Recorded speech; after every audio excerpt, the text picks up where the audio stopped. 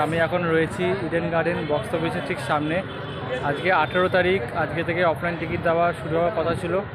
তো আজকে আমি অফলাইন টিকিট নিতে এসেছিলাম আমি সকালবেলা। আর বক্স অফিসের অবস্থাটা এখন ঠিক তোমাদের দেখাচ্ছি আমি। লাইনটা তোমরা দেখতে পাচ্ছ, এটা হচ্ছে যারা অনলাইনে কেটেছে, মানে বুক মাই শোতে কেটেছে, তাদের জন্য এখানে দেওয়া হচ্ছে। এখন অবধি দেওয়া শুরু হয়নি, বলেছিল 10:30 দিয়ে দেবে। অলরেডি 10:30 বেজে গেছে। আর ওপাশে যে ভিড়টা দেখতে পাচ্ছ ওটা অফলাইনের জন্য।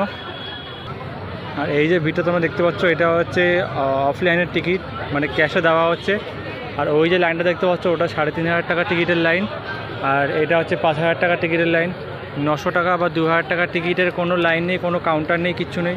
এখানে আমি পুলিশকে জিজ্ঞেস করলাম, বক্স অফিসের লোককে জিজ্ঞেস করলাম যে 900-2,000 টাকা টিকিট অ্যাভেলেবেল আছে কিনা। বলছে 900 টাকা 2,000 টাকা টিকিট কোনো ছাড়েই নেই, মানে অ্যাভেলেবেলই নেই কোনো কোথাও।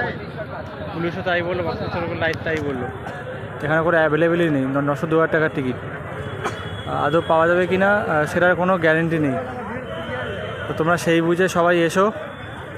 এখানে যে 5,000 টাকা এত ভিড় দেখতে পাচ্ছ, এখানে সবাই 900 টাকার টিকিট পাবে বলে সেই আশায় যেখানে দাঁড়িয়ে আছে এরা। কাউন্টার খুললে তখন এটা জিজ্ঞেস করবে। আর এই লাইনটা পুরো 3,500 টাকার। এখানে আসবে, এসে 900 টাকা বা 2,000 টাকার টিকিট কাটবে, তাদেরকে বলবো যে কষ্ট করে এসো না, দূর থেকে প্রচণ্ড রোদ, আর এখানে তোমরা 900-2,000 টাকার টিকিট পাবে না, এটা শিওর। কারণ বক্স অফিস থেকে কোনো রকমের 900 বা 2,000 টাকার টিকিট এখানে সেল করছে না, রিলিজও করেনি।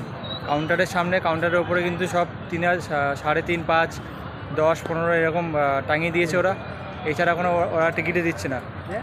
তো তোমরা সেই বুঝে এসো।